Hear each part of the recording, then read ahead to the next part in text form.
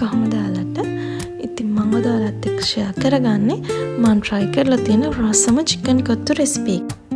artificial flavors add කරන්නේ නැතුව restaurant එකේ වගේ රසට chicken කොත්තුවක් හදාගන්නේ කොහොමද කියලා අද අපි මේ වීඩියෝ එකෙන් බලමු. ඉතින් කොත්තුවකට අවශ්‍ය රොටි හදාගන්නේ කොහොමද කියලා මම ඔයාලට මේ වීඩියෝ එකේදීම ෂෙයා කරගන්නවා. ඉතින් ඔයාලා මගේ channel එක තාම subscribe කරේ නැති කෙනෙක් නම් මගේ channel එක subscribe කරලා වීඩියෝ එකත් එක්ක එකතු. හරි අපි පළමුවෙන්ම බලමු කොත්තුවකට අවශ්‍ය රොටි හදාගන්නේ කොහොමද. මම මෙතන පිටි කිලෝ එකක් අරන් තියෙනවා. මම එකට ලුණු තේ හැඳි දෙකක්, ඒ වගේම තෙල් මේස හැඳි දෙකක්, ඒ වගේම ඊස් තේ හැඳි කාලක් එකතු කරගෙන මේක හොඳින් mix කරගන්නවා.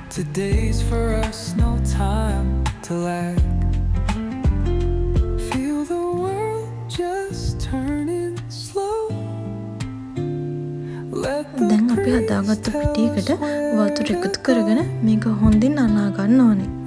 අපි වතුර එකතු කරගනිද්දී චොට්ට වතුර එකතු කරගන්න ඕනේ. වතුර වැඩි වුණොත් අපිට අපේ කොත්තු රොටි එක හදාගන්න අපහසු වෙනවා. ඉතින් අපේ ඩෝ එක soft වෙන තරමට අපිට අපේ රොටි එක හදාගන්න ලේසි වෙනවා. දැන් අපි ඩෝ එක භාජනයකට එකතු කරගෙන විනාඩි 10ක් 15ක් අතර කාලයක් පිපෙන්න හොඳින් වහලා තියන්න ඕනේ. ඔයාලා භාජනයකට ඩෝ එක එකතු කරද්දී භාජනය වගේම ඩෝ එක උඩ තෙල් ටිකක් ගා ගන්න අමතක කරගන්න එපා.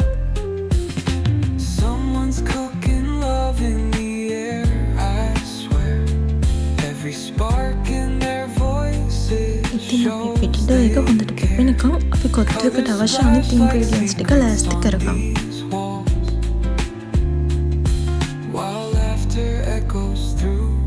ඉතින් අපිට කොත්තුක හදාගන්න අවශ්‍ය වෙනවා කැරට්. ඔයාලා කැරට් ගෙඩියක් මේ වගේ චොටි තේරුවට කපා ගන්න. ඔයාලා කොත්තුකට veggies එකතු කරද්දී ලොකු කෑලි එකතු කරගන්න එපා. ඒ වගේම අපිට තව අවශ්‍ය වෙනවා ගෝවා, leeks, ඒ වගේම ලුණු. ඒවා චොටි කෑලි වලට කපා ගන්න. ඒ වගේම අපිට අවශ්‍ය වෙනවා ඉඟුරු සහ සුදු ලුණු. මේ ඉඟුරු සහ සුදු ලුණු සිහිනෙන් ඔයාලා තලා ගන්න පුළුවන් නම් ගොඩක් හොඳයි.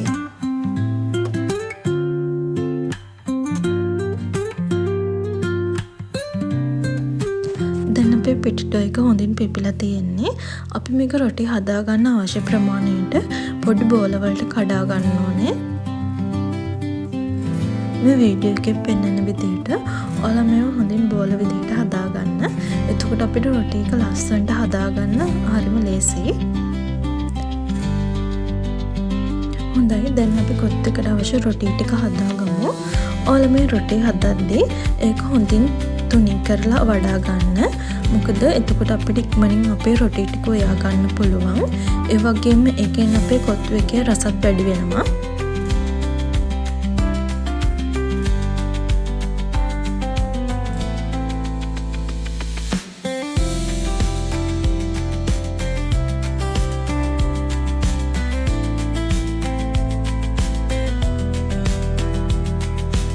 අපි හදාගත්තු රොටි ටික නෙවෙනකම් අපි චිකන් එක හදාගමු. ඔයාලා භාජනයකට තෙල් එකතු කරගෙන ඒකට ලුණු සුදු ලුණු එකතු කරගන්න. ඒ ටික හොඳින් බැදෙද්දී ඒකට රම්පේ, කරපිංචා, ඒ වගේම කුරුඳු පොතු එකතු කරගෙන ඒ ටිකත් හොඳින් fry කරගන්න.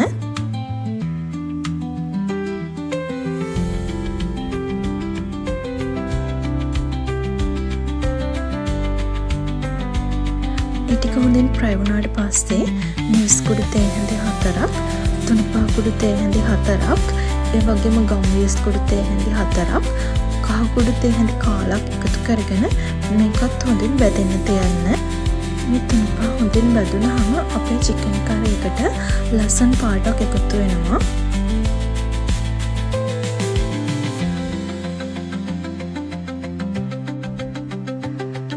මේ තුනුපා ටික බැදුනහම ඒකට අපි වතුර එකතු කරගන්න ඕනේ. ඔයාලා වතුර එකතු කරගනිද්දී ටිකක් වැඩිපුර වතුර එකතු කරගන්න. මොකද අපිට කොත්තු එක හදද්දී මේ චිකන් ග්‍රේවි එක අවශ්‍ය වෙන නිසා. දැන් ඒකට ලුණු තේ හැඳි දෙකක්, ඒ වගේම ගොරක් කෑලි දෙකක් දාගෙන ඒක හොඳින් තැහෙනකන් තියාගන්න. දැන් චිකන් කෑලි ටික එකතු කරගෙන අපේ චිකන් කෑලි ටික හොඳට ඉදෙනකම්ම අපේ චිකන් එක උයා ගන්න ඕනේ.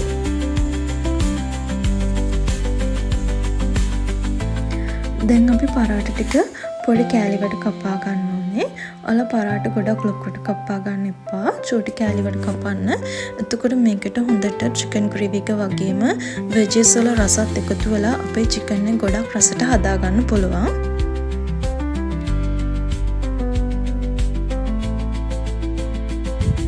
ඉතින් අපි දැන් කොත්තු එකට අවශ්‍ය ඉන්ග්‍රීඩියන්ට්ස් ඔක්කොම රෙඩි කරගෙන ඉවරයි. දැන් වාජනයකට තෙල් ටිකක් දාගෙන ඒක හොඳින් රත් වුනහම ඒකට ඉඟුරු එකතු කරගන්න. ඉඟුරු ටික හොඳින් බැදෙද්දී ඒකට ඔයාලා සුදු ලුණුත් එකතු කරගන්න.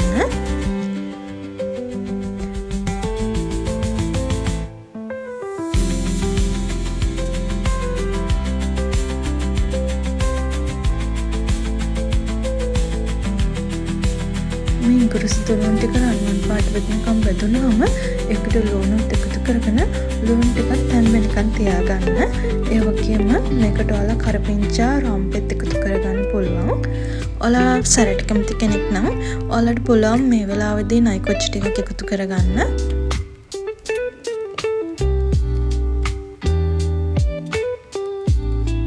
ඉතින් අපි එකතු කරගත්තු හැමදේම හොඳින් ෆ්‍රයි වුණාම අපිට මේකට එග්ස් එකතු කරගන්න පුළුවන්.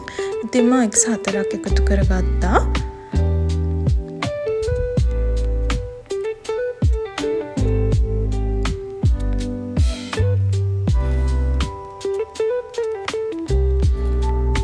මේකටම ලුණු ටිකක් ඒ වගේම කෑලි මිරිස් ටිකක් එකතු කරගෙන මේ ටික හොඳින් ෆ්‍රයි කරගන්න.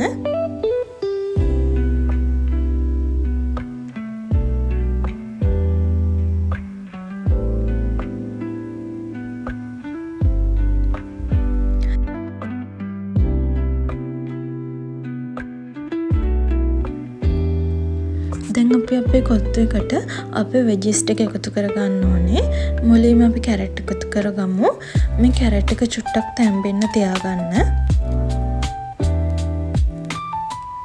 මේ කැරට් එක තැම්බුනහම ඒකට ගෝවා ලීක්ස් එකතු කරගන්න. මේ ටික එකතු කරගෙන ඒකත් හොඳින් කලවම් කරගෙන ඒකටම ලුණු ඒ වගේම කෑලි මිරිස් ඔයාලගේ රස අනුව එකතු කරගන්න.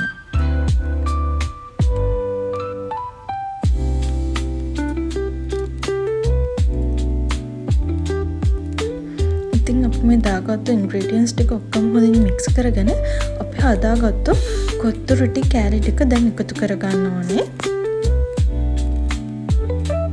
ඔයාලා මේ කොත්තු රොටි කෑලි ටික ටිකක් වෙලා ෆ්‍රයි වෙනකම්ම භාජනයේ තියාගෙන හැඳිකා ගන්න. මොකද මේ වෙජිස් වල රස කොත්තු එකට එකතු වෙනකම් දැන් අපි හදාගත්තු චිකන් ග්‍රේවි එකෙන් ටිකක් මේකට එකතු කරගන්න. ඒ වගේම චිකන් කෑලි ටිකත් එකතු කරගෙන මේක හොඳින් උයා ගන්න ඕනේ. මේ චිකන් ග්‍රේවි එකේ වගේම වෙජිස් වල රස අපේ කොත්තු රොටි එකට එකතු වෙනකම් අපි මේක චුට්ටක් උයා ගන්න ඕනේ. ඉතින් දැන් අපේ චිකන් කොත්තු එක රෙඩි. මේක හරිම රසයි. රෙස්ටොරන්ට් එකේ වගේම අපිට ගෙදරදීම මේ වගේ රස කොත්තු එකක් හදාගන්න පුළුවන්. ඉතින් ඔයාලත් ගෙදරදී මේ රෙසිපි එක try කරලා බලන්න. මේක හරිම රස රෙසිපි එකක්. ඉතින් වීඩියෝ එක ඉවර වෙනකම් මාත් එක්ක රැඳිලා හිටියට ඔයාලා හැමෝටම ස්තුතියි.